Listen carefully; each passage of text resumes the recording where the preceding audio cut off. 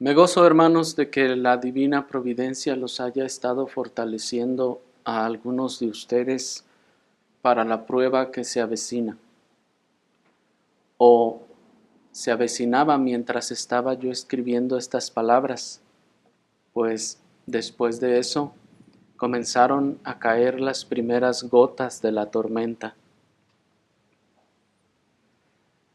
Pero la Escritura ya nos ha dado testimonio, hermanos, de que nuestro peregrinar en este desierto temporal estará lleno de tormentas. La Escritura ya nos ha dado testimonio de que nuestro peregrinar en este desierto estará lleno de decepciones, estará lleno de aflicciones, estará lleno de sinsabores, y que también nos ha dicho que ninguno de todos estos está fuera del control soberano del Señor y de esa activa operación divina. Es decir, que el Señor no solo está en control de todo eso, sino que Él lo ha enviado para tratar con nuestros corazones, para fortalecernos y para operar todo género de gracias en los que son suyos. Sin embargo, muchas veces nos es bueno y es una misericordia cuando el Señor nos manifiesta anticipadamente el advenimiento de estas tempestades, así como lo hizo con su discípulo el apóstol Pedro. Acompáñenme a leerlo en Lucas capítulo 22. Lucas capítulo 22, y vamos a leer el versículo 31 por el momento. Lucas 22, 31 dice la palabra del Señor. Dijo también el Señor: Simón, Simón, he aquí Satanás os ha pedido para zarandearos como a trigo. Hasta allí. Y el día de hoy, hermanos, con la ayuda del Señor vamos a considerar la enseñanza de este pasaje a través del tema El adversario os ha pedido. Y para ello lo vamos a hacer a través del siguiente esquema. Primero vamos a considerar el contexto de este versículo. En segundo lugar, vamos a considerar la petición que está hecha. Y por último, vamos a considerar la promesa. Vayamos primeramente al contexto, hermanos, para que veamos por qué razón o en medio de qué circunstancias el Señor dijo estas palabras a Pedro, su discípulo.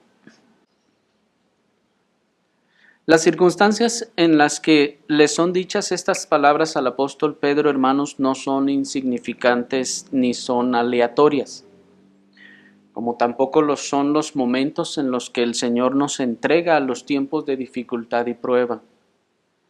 No era que todo estaba tranquilo, todo estaba bien, no está pasando nada, así que como que el Señor haya pensado y dicho, los veo muy tranquilos, los veo como que no están ocupados en nada, como que tienen mucho tiempo de ocio, así que aquí les va una prueba.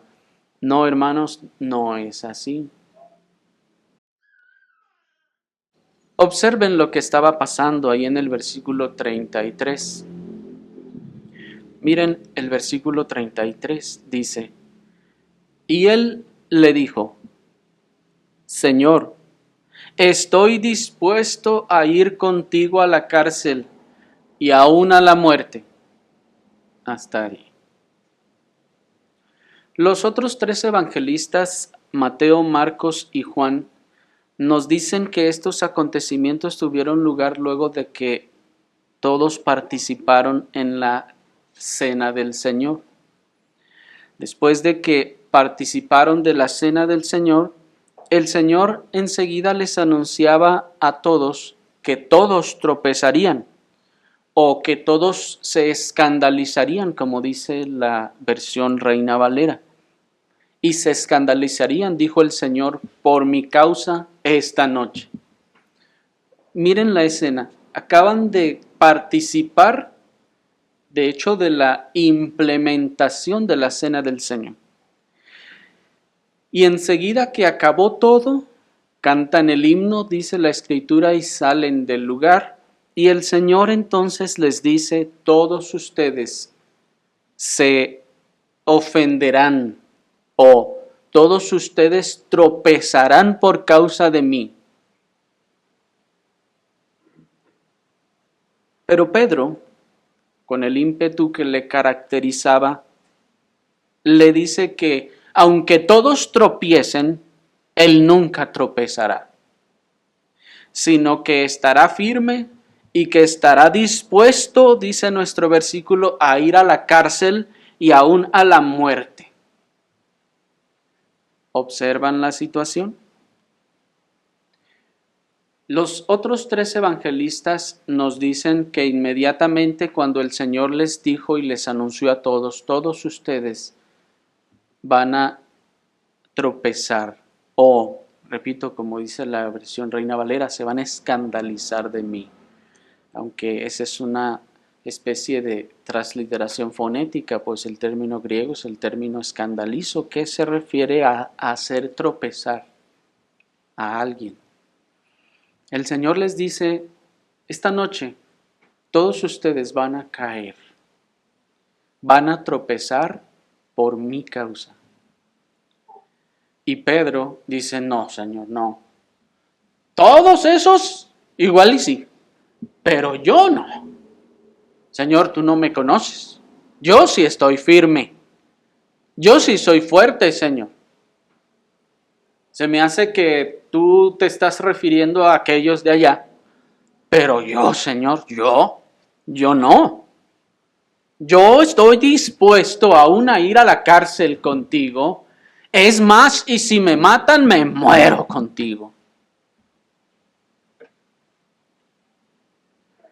Y es en este momento en el que el Señor le dice las palabras que leímos en el versículo 31. Simón, Simón, he aquí Satanás os ha pedido para zarandearos como a trigo.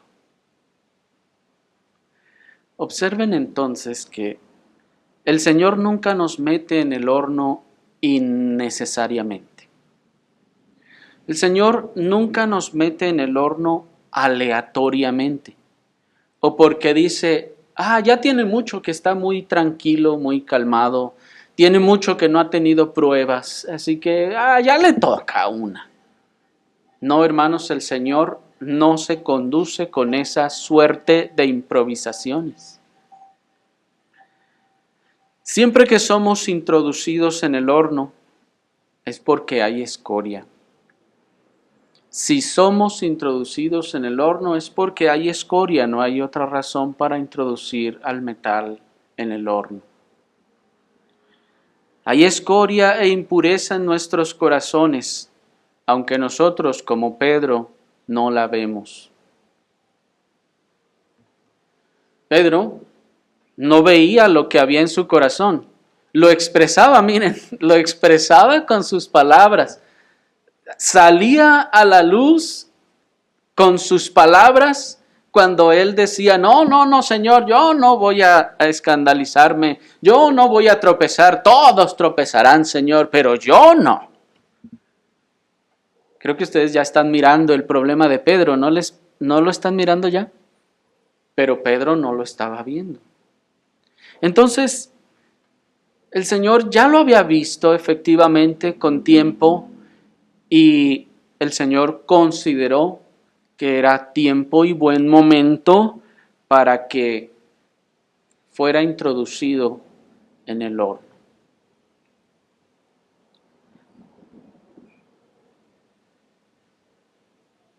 Pedro se estaba mostrando entonces, según él, valiente y desafiante, como alguien fuerte se consideraba a sí mismo. Así como nosotros también el domingo pasado, el Señor le está diciendo, no eres fuerte, tropezarás. Examínate a ti mismo. Y Pedro responde, no, Señor, yo no estoy así como tú dices. Yo soy fuerte y no tropezaré. Yo no necesito examinarme a mí mismo, Señor. Todo está bien conmigo. Así que, no, Señor, creo que esta palabra la diste de más, porque no aplica para mí.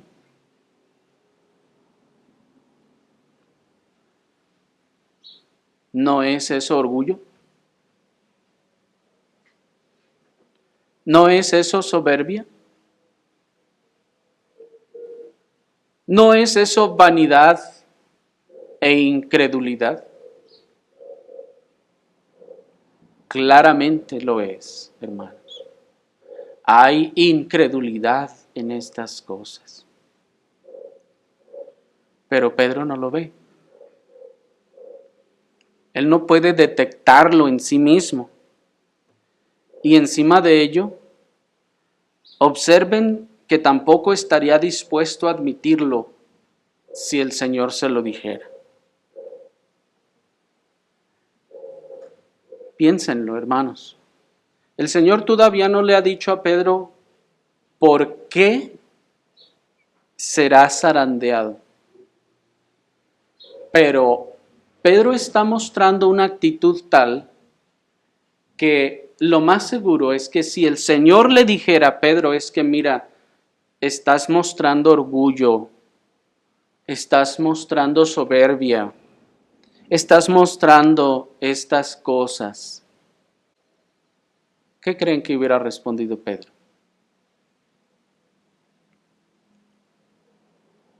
Muy probablemente como le respondió cuando el Señor les dijo, ustedes tropezarán. No, Señor, ¿cómo vamos a tropezar? Bueno, ellos sí, tal vez yo no, Señor. Si el Señor le hubiera dicho, Pedro, veo en ti orgullo, veo en ti soberbia y veo incredulidad a la palabra que te doy, te resistes a lo que te digo, no soportas la predicación, escoges lo que te gusta y desechas lo que no te gusta, lo que te confronta. La respuesta de Pedro seguramente habría sido, como nosotros, no, Señor, esa es tu percepción. Yo no estoy debilitado, Señor, espiritualmente. Yo no necesito examinarme a mí mismo, yo sé que ando bien. Yo no tropezaré, Señor. Que se examinen aquellos que, esos sí andan mal.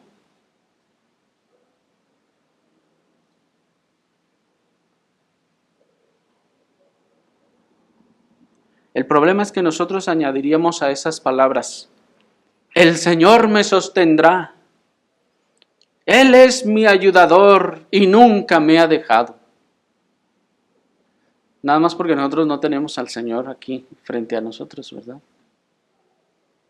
Pero si Pedro le estuviera diciendo a alguien más, muy probablemente añadiría esas palabras como nosotros solemos hacerlo, o como los que dicen conocer al Señor suelen hacer, después de que son exhortados o que se les manifiesta lo que hay en su corazón, luego dice, no, el Señor me sostiene, el Señor me ha salvado, el Señor me ayuda, el Señor nunca me deja. Pero si escucharan la cantidad de incrédulos que también dicen esas palabras, hermanos, como cierto hombre dado a pecados abiertos, groseros y graves, y que luego que salió de una operación y salió vivo, decía él, el Señor está conmigo, el Señor siempre me ayuda y me sostiene, Él nunca me ha dejado ni me dejará, y aún en medio de todos sus graves y groseros pecados.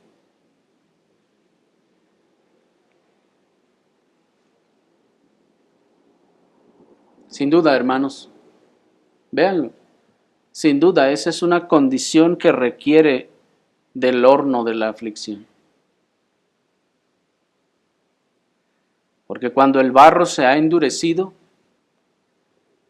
si se quiere seguir trabajando con él, entonces es necesario quebrantarlo. Cuando el barro se ha endurecido, si se quiere seguir trabajando con él, es necesario desmenuzarlo, hacerlo otra vez polvo. Porque si ya no se quiere seguir trabajando con ese barro que se endureció, entonces simplemente se desecha.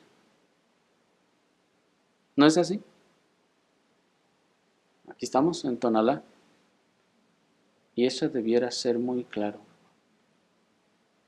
Cuando el barro se ha endurecido, hermanos, si el alfarero quiere seguir batallando con él, lo va a quebrantar, lo va a hacer pedazos. Pero si no, lo va a desechar.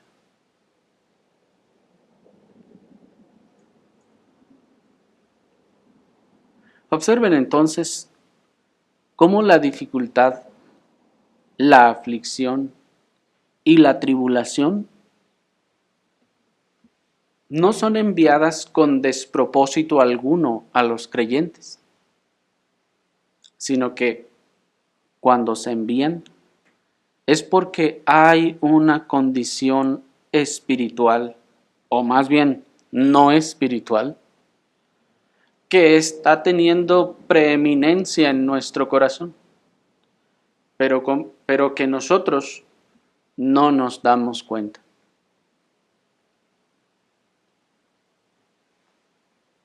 Dice en ese sentido el pastor puritano Matthew Henry, cito, le dijo, Pedro, tú no conoces tu propio corazón, pero debes quedarte solo un poco para que lo conozcas y nunca más confíes en él. El gallo no cantará hoy antes de que tú niegues que me conoces.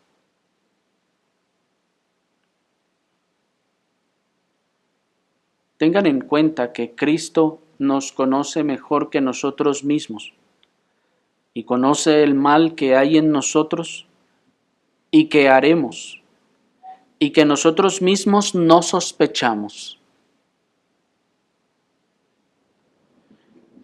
Es bueno para nosotros que Cristo conozca nuestras debilidades mejor que nosotros y por lo tanto sepa dónde intervenir con la gracia suficiente, que sepa hasta dónde llegará una tentación y por lo tanto cuándo decir hasta aquí llegará y no más allá.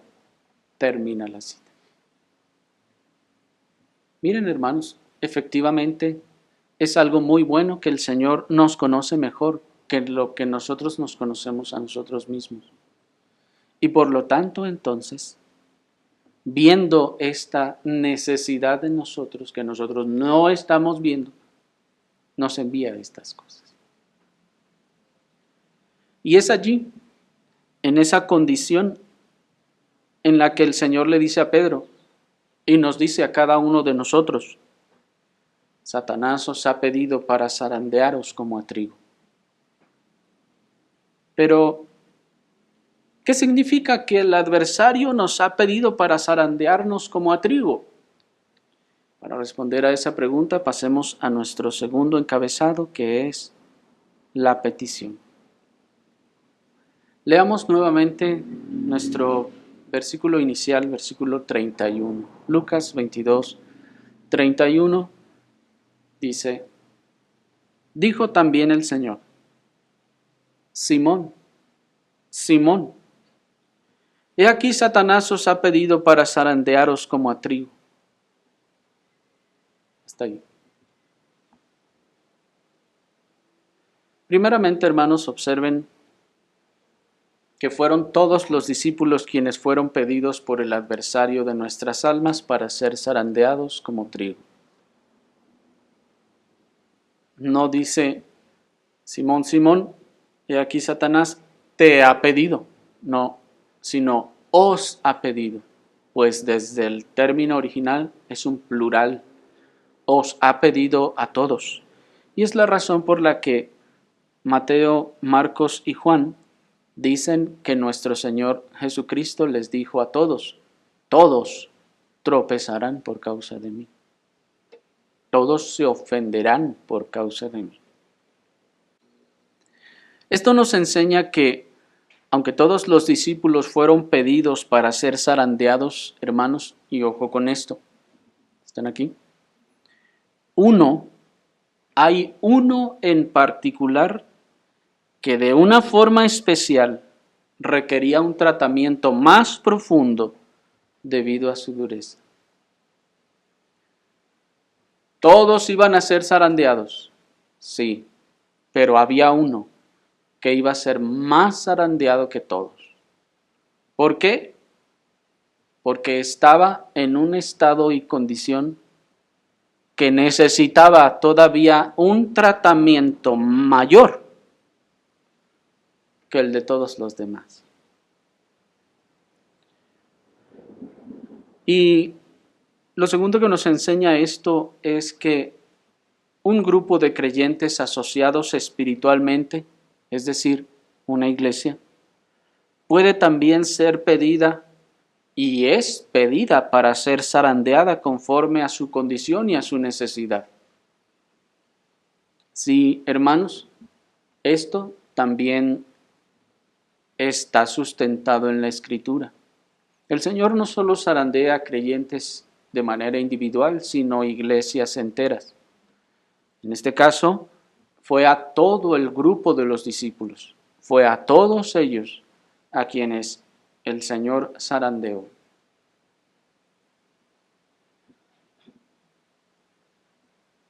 Y por si todavía no se han colocado a ustedes mismos en esta situación, debo decirles, mis hermanos, que nuestro zarandeo comenzó desde la semana antepasada. Nuestro zarandeo comenzó desde la semana antepasada con varias providencias que el Señor envió en esta ciudad y que también por providencias, en este caso, su servidor no estaba cuando todo esto comenzó y la providencia lo retuvo activamente hasta que lo determinó. Y el Señor siguió y continúa operando, hermanos, porque algo está operando entre nosotros. Está haciendo y está obrando. Algunos de ustedes en lo sucesivo tuvieron circunstancias y situaciones, tanto en lo familiar como en lo individual, que manifestaron también parte de esas providencias que el Señor va acomodando para tratar con todos nosotros en general. No es que estemos en la aflicción más grande que nos haya acontecido, hermanos, o que nos acontecerá. No, pero sí en una serie de circunstancias que han ido aconteciendo tanto de manera individual como de manera colectiva, y que tiene el propósito de manifestar lo que hay en nuestros corazones y que necesita ser quitado. Todo esto con el propósito de manifestar lo que hay en nuestros corazones y que necesita ser quitado. Ahora bien, en medio de todo esto, ¿qué es entonces ese pedir del que habla nuestro Señor Jesucristo? Sin duda, hermanos, se trata del mismo pedir con el que el mismo enemigo de nuestras almas pidió a nuestro hermano en la fe, Job, para sacudir todo su entorno familiar y personal. Acompáñenme a leer Job capítulo 1 y solo vamos a leer el versículo 11 y 12. Ustedes conocen el relato. Dice Job 1:11: Pero extiende ahora tu mano y toca todo lo que tiene, y verás si no te maldice en tu cara. Y dijo el Señor a Satán: He aquí, todo lo que tiene está en tu mano. Solamente no extiendas tu mano sobre él. Y salió Satán de delante del Señor. Hasta ahí. Ustedes conocen, hermanos, la historia, ¿verdad? El Señor habla de Job y le dice al enemigo: ¿no has considerado a mi siervo Job, que no hay como él en la tierra? Varón justo, temeroso de Dios y apartado del mal. El enemigo le responde y le dice: ¿acaso teme Job a Dios por nada? El término original se refiere a algo que no cuesta nada, algo que es gratis. Como diciendo: ¿acaso teme Job a Dios de a gratis? ¿Por nada? Y dice el enemigo: extiende tu mano y toca todo lo que tiene, y vas a ver si no te maldice en tu cara.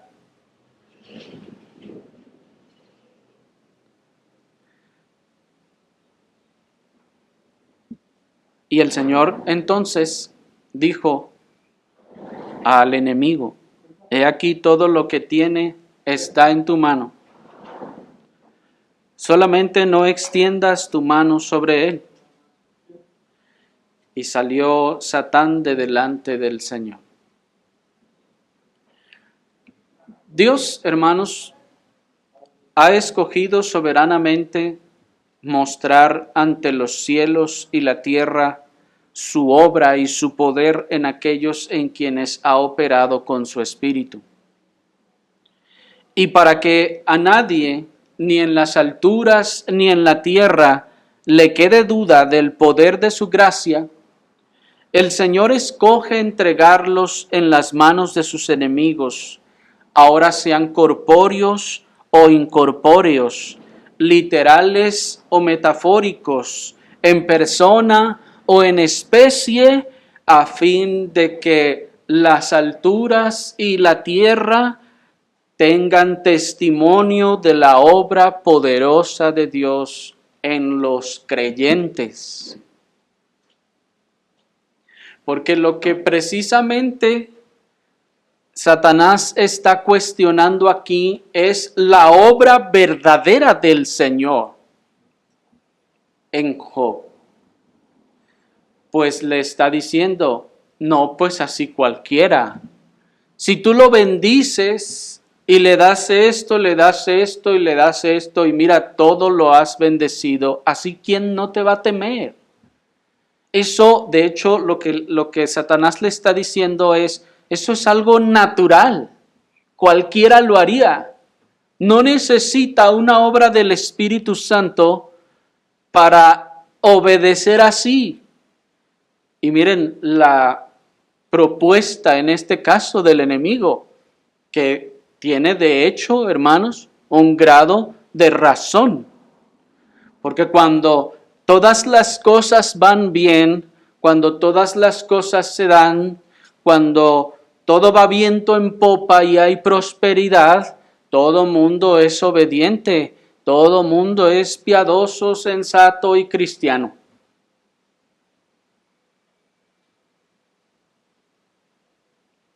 Y dice el enemigo: esto es algo natural, dale a alguien algo y verás si no es agradecido contigo.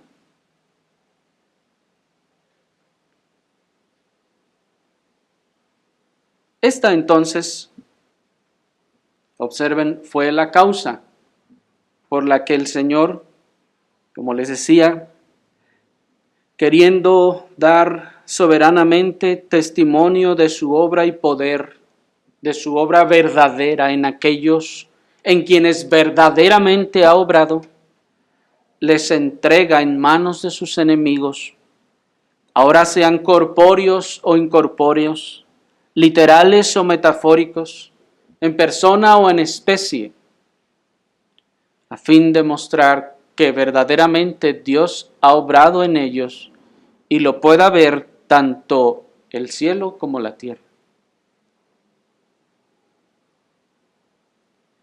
Y observen entonces que esta es una entrega consciente, es una entrega providente y controlada en la que el Señor busca su propia gloria y el beneficio de los creyentes.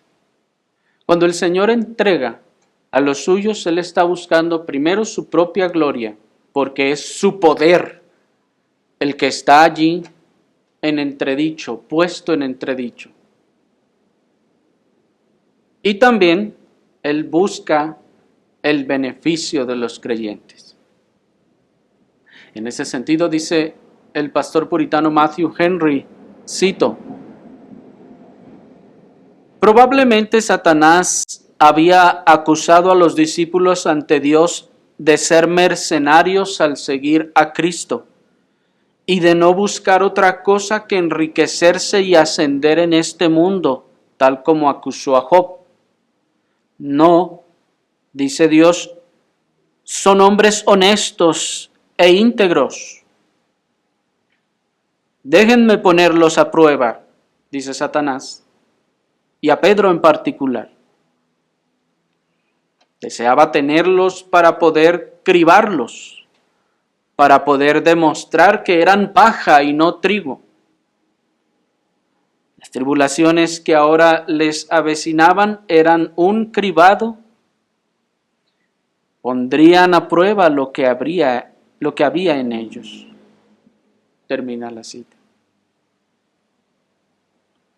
Miren pues, hermanos, lo que nos dice el pastor puritano que está pasando aquí. Que de la misma manera en la que el enemigo hizo con Job, hizo también así con los discípulos. Y dice que Satanás les había acusado a los discípulos ante Dios de no ser más que mercenarios. ¿A qué se refiere con mercenarios? Los mercenarios, como saben ustedes, hermanos, eran guerreros a sueldo, porque les pagaban, porque les iba bien. Y como veíamos, observen, es lo mismo que está proponiendo el enemigo ante el Señor en la cuestión de Job. Y lo mismo dice de los discípulos. Tus discípulos te están siguiendo nomás porque les estás multiplicando los panes y los peces. Y están comiendo y bebiendo todos bien contentos todos los días y no les hace falta. Dice, déjame ponerlos a prueba. Déjame demostrarte, diría el enemigo, que son paja y no trigo, como tú dices. Observen entonces, hermanos, la definición y propósito del término zarandear.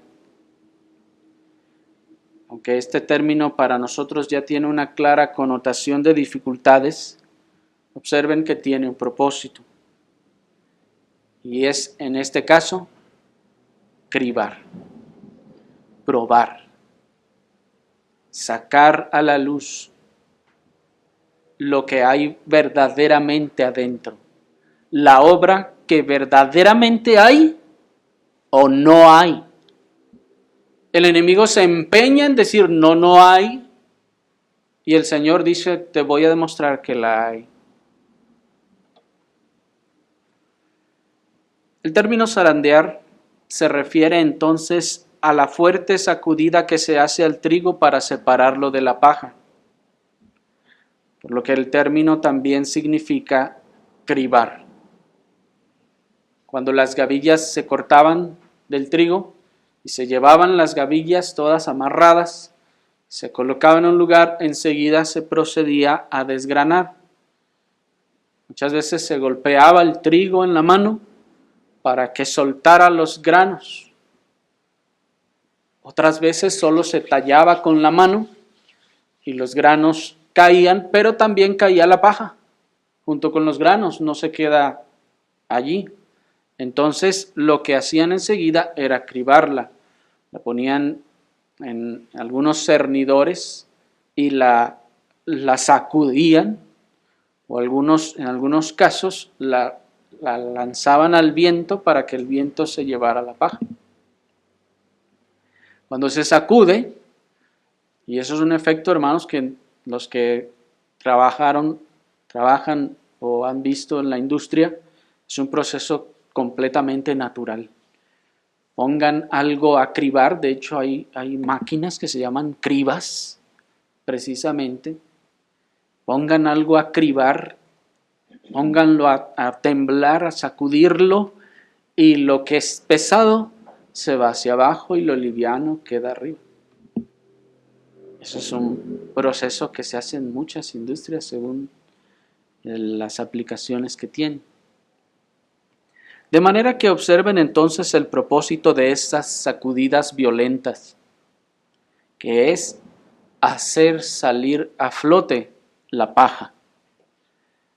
El material más pesado, que es el trigo, se queda abajo, y el más liviano, que es la paja, emerge a la superficie. Y esto es lo que efectivamente ocasionan las sacudidas violentas de las circunstancias que la providencia envía, hermanos, a nuestras vidas. Muchos de los que habían logrado pasar los leves sobresaltos de las dificultades en la iglesia, cuando sienten las fuertes sacudidas de la separación o de las divisiones, ahora sí ya se ofenden, como dice la versión King James. Mientras todo eran situaciones leves o no se trataba de mí, pues todo iba bien, aguantábamos allí. Pero cuando vienen las fuertes sacudidas de las separaciones, de las divisiones, por ejemplo, ahora sí ya se ofende. Y no pueden tolerar esa ofensa. Sale a la luz lo que habían estado guardando por mucho tiempo en sus corazones y por fin emerge aquello que estaba revuelto entre el trigo.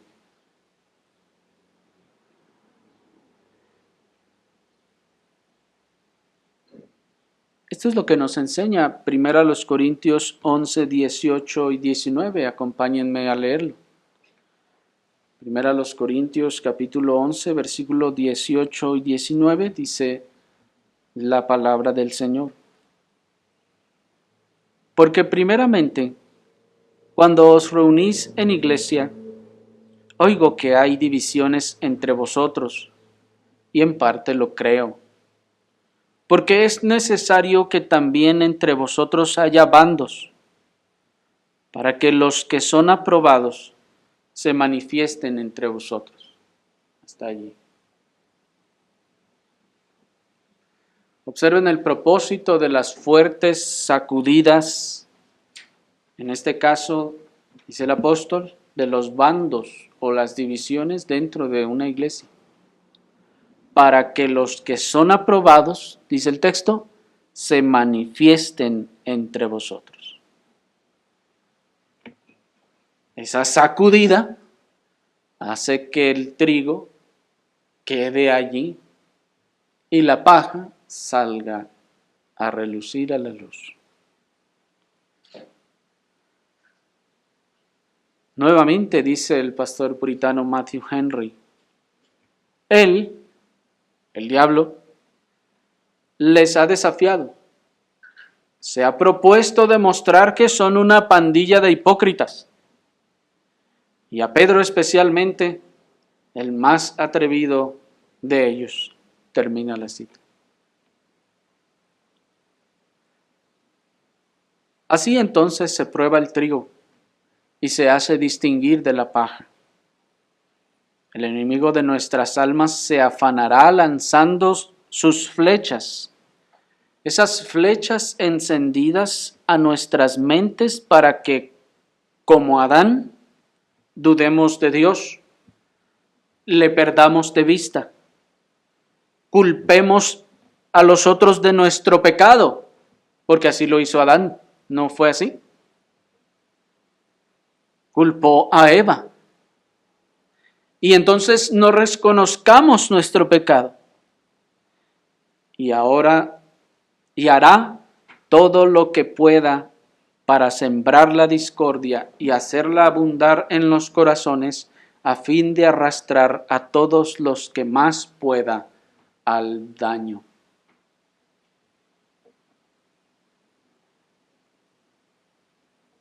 Cuando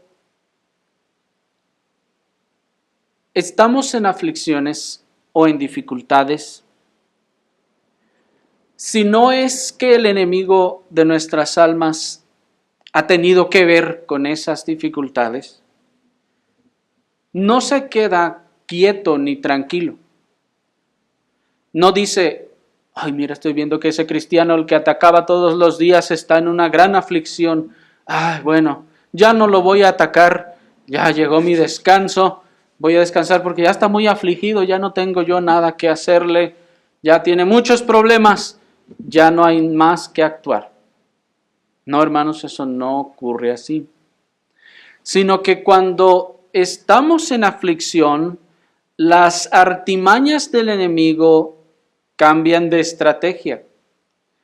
Muchas veces ahora ya no nos está tentando a otra clase de pecados, sino al pecado de la incredulidad preponderantemente. Cuando ve que estamos en aflicciones o en dificultades, comienza a lanzar sus flechas. Esas flechas encendidas que dice la Escritura que lanza a la mente. Nos lanza a la mente flechas encendidas para que, como Adán, dudemos de el amor y la bondad de Dios en medio de esa aflicción. Porque eso fue lo que hizo Adán. Oyó la voz de Dios y ¿qué hizo? Fue, corrió y se escondió. Se le olvidó que Dios era un Dios amoroso, clemente, perdonador, misericordioso, que se compadece de los suyos. Miren cómo se fue de su vista totalmente eso. Y vio a Dios ahora como un Dios malo. Y así el enemigo pues lanza a la mente esa clase de pensamientos para que perdamos primero de vista a Dios y también para que culpemos a otros de nuestro pecado y para que no lo reconozcamos. Para que pensemos que estamos allí por la culpa del otro. Y así dijo Adán al Señor: la mujer que me diste, esa tiene la culpa. Yo no. Y miren qué acto tan perverso, hermanos, en muchos sentidos, no solo porque él era la cabeza, sino porque él no fue engañado. Eva fue engañada, Adán no.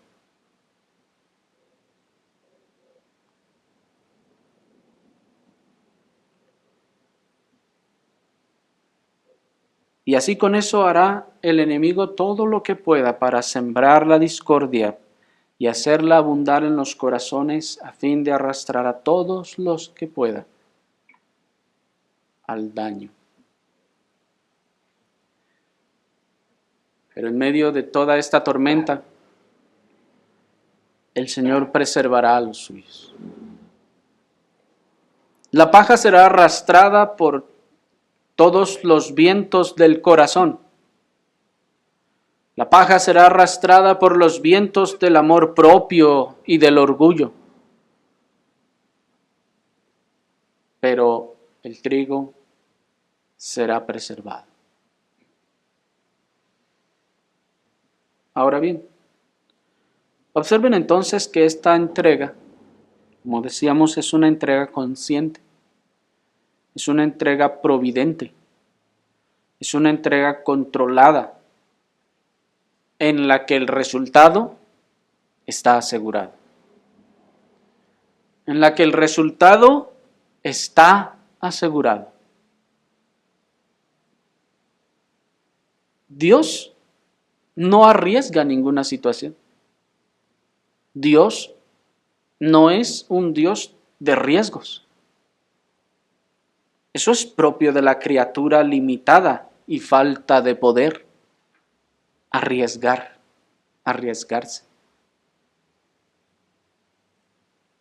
Sino que Dios ha asegurado su propia gloria primeramente en toda prueba en la que introduce a los suyos. Él ha asegurado su propia gloria y también el beneficio de sus hijos en cada prueba que ha planeado para ellos. Pero pasemos a nuestro tercer y último encabezado para considerar más detalladamente estas cosas, hermanos, y veamos la promesa. Leamos nuevamente el versículo 31 y 32.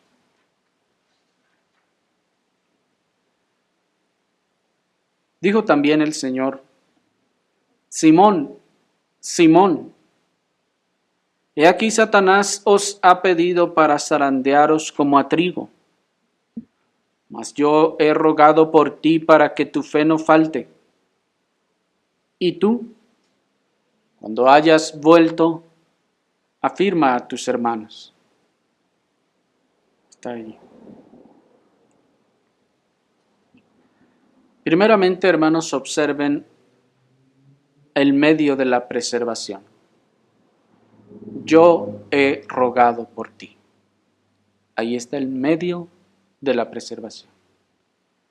La rogativa de nuestro Señor Jesucristo mismo.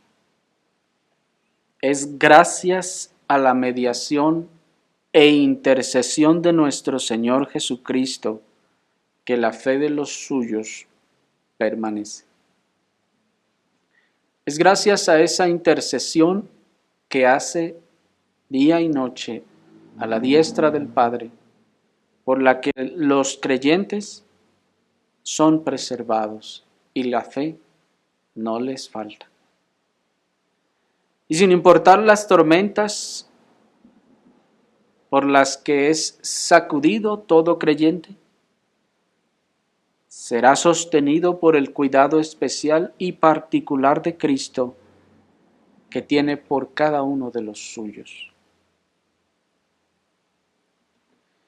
Y observen, hermanos, en eso el tierno amor y cuidado particular que tiene nuestro Señor Jesucristo por cada una de sus ovejas. Pues dice: yo he rogado por ti.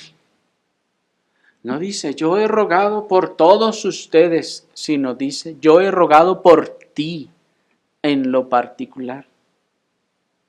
No se trata de una intercesión general por toda la iglesia en general, en la que el Señor ora por la iglesia universal, sino que se trata de una intercesión particular para cada una de las ovejas.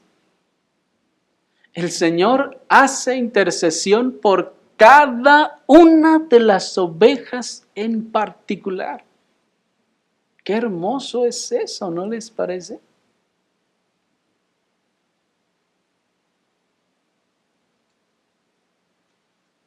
Es decir, que Cristo, el glorioso Redentor, ha intercedido ahora a la diestra del Padre en oración por usted. Por usted, que cree verdaderamente. ¿No es eso asombroso? Sin duda, es un gran estímulo para todos los creyentes. Sin duda es un gran estímulo para la fe, para el consuelo y la esperanza. Y por eso decíamos que Toda prueba a la que el Señor nos somete es una entrega consciente, providente y controlada en la que el resultado está asegurado. No existe prueba para el creyente en la que se ha introducido de la que no está asegurado que saldrá.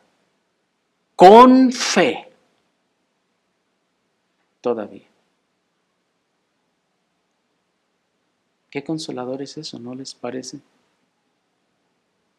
No existe ninguna prueba que el creyente no llegue a atravesar hasta el fin con fe.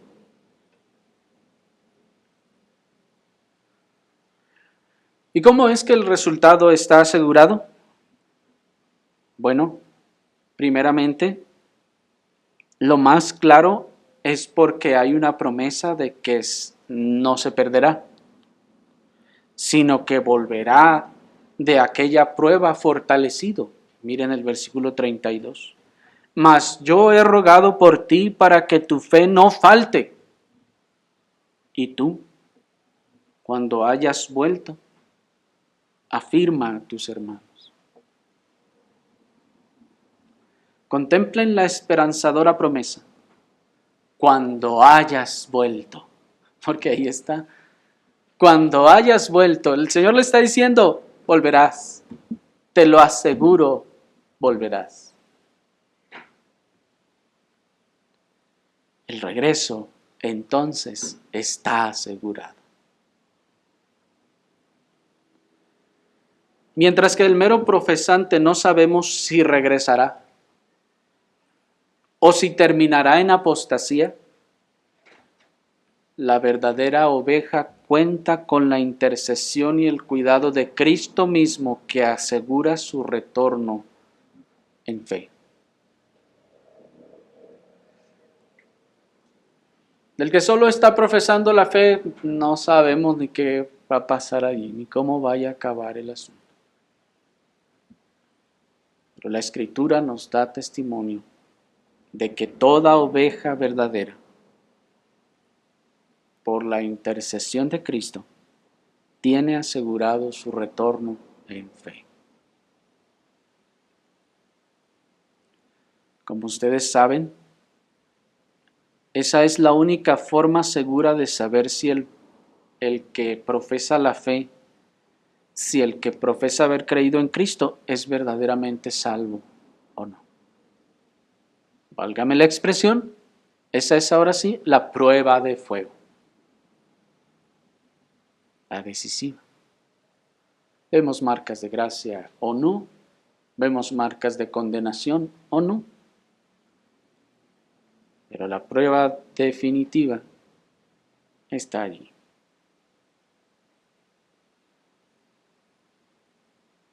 Si terminó apartándose del Señor y de la fe para no volver más, entonces ahí está, hermanos, el resultado claramente. Pero a Pedro, como a todas las verdaderas ovejas del Señor, se le prometió que volvería. Pues lo segundo que está asegurado para ello, observen, es la fe.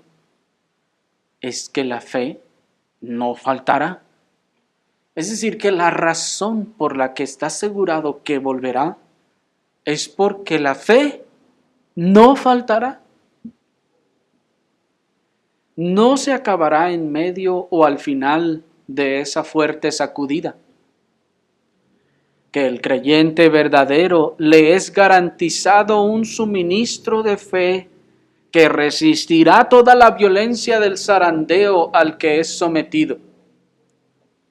En eso consiste el efecto de la intercesión de Cristo. Hay una fe garantizada, un suministro de fe que resistirá la violencia de ese zarandeo al que ha sido sometido. De otro modo no podría volver.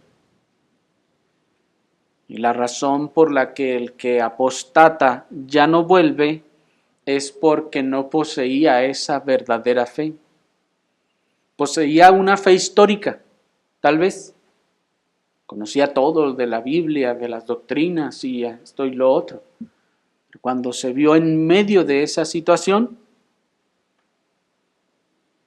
la verdadera fe faltó.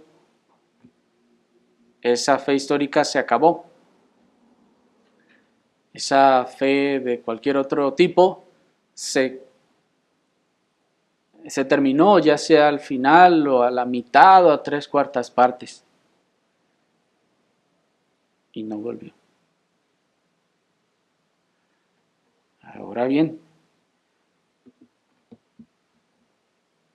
esto no significa, hermanos, que el que vuelve siempre vuelve en victoria. Es decir, que haya vuelto con fe no significa que siempre que vuelva, volverá en plena victoria sobre la tentación de esa sacudida. Pues muchas veces no es así, sino que lo que está asegurado es que la fe no faltará para que pueda volver, para que vuelva. No se está asegurando que no caerá en pecado. ¿Me siguieron?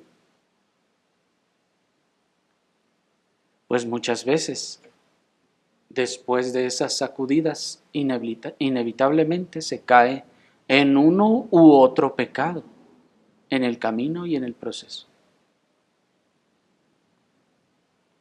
Cito nuevamente al pastor puritano Matthew Henry.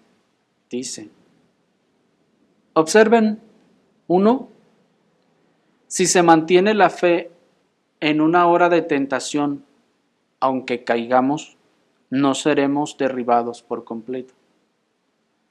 La fe apagará los dardos ardientes de Satanás. 2. Aunque pueda haber muchas fallas en la fe de los verdaderos creyentes, no habrá un fracaso total y definitivo de su fe. Es su semilla, su raíz que permanece en ellos. Termina la cita. Así que, hermanos, esta es una realidad que debiera llevarnos al temor de pecar contra el Señor en medio de la prueba en la que fuimos introducidos, pues se garantiza que volveremos, aunque no que volvamos sin haber pecado. ¿Me explico? Pues miren a Pedro. Se garantizó que volvería, se garantizó que no le faltaría la fe. ¿Y qué ocurrió? Ustedes conocen el relato. La Escritura nos dice que al final efectivamente negó al Señor 3 veces. Cayó, tropezó, se ofendió, se escandalizó, pecó contra el Señor, así como el Señor le había dicho que iba a pasar. Y ahí es donde esa fe le sostuvo. Porque luego de haber pecado, él bien hubiera dicho como nosotros, es que entonces ya no soy cristiano. Si me ando haciendo estas cosas, seguramente es porque Dios ya me abandonó. Yo creo que yo no soy cristiano. No, pues ya me voy. Qué vergüenza volver con el Señor después de que lo he negado de esta forma. Él sabe que lo negué. Y de hecho, ¿saben? Muchas personas no regresan a las iglesias simplemente por vergüenza, por pura vergüenza.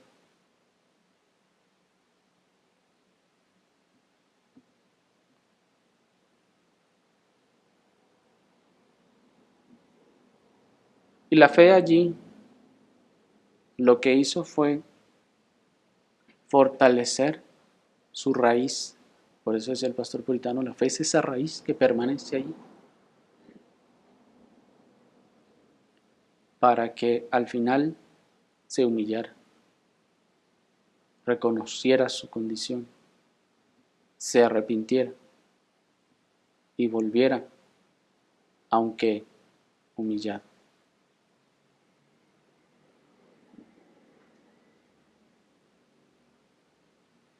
Es entonces una realidad, hermanos, que debería llevarnos al temor de pecar contra el Señor en medio de la prueba en la que fuimos introducidos.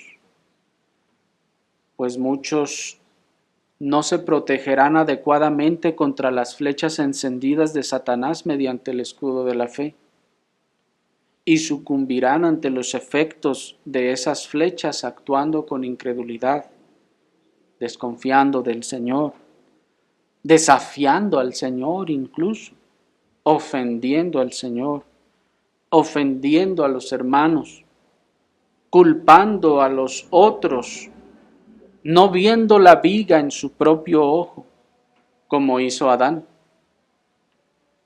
albergando rencores, pecando de maledicencia y muchas otras formas de pecado en las que el enemigo aprovecha, hermanos, aprovecha ese momento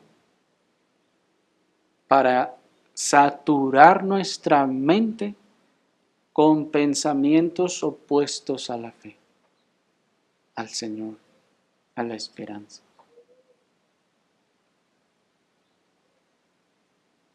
Terminamos desconfiando del Señor, terminamos en la incredulidad, ofendiendo al Señor, culpando al Señor o a otros y tantas cosas.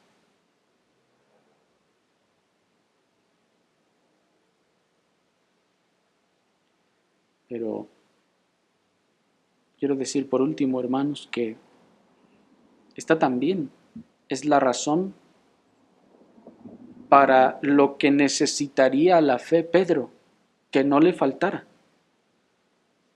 precisamente para arrepentirse de esos pecados.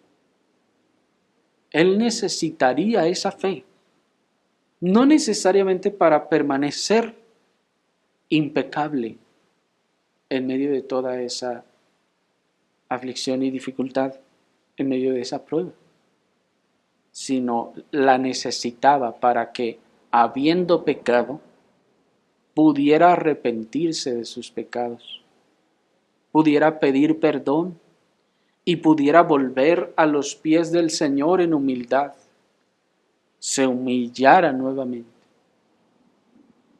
Necesitaba la fe para eso.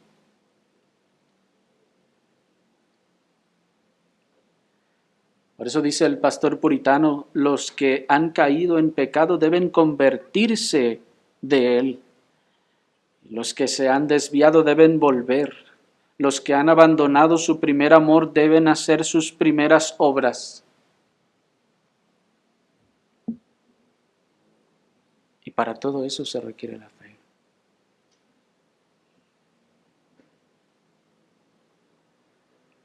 Luego el Señor le da una tarea muy peculiar después de que volviera y le dice, afirma a tus hermanos. Y hermanos, eso es algo muy esperanzador y también lleno de enseñanza para nosotros, pero ya no tenemos el tiempo para continuar en este asunto.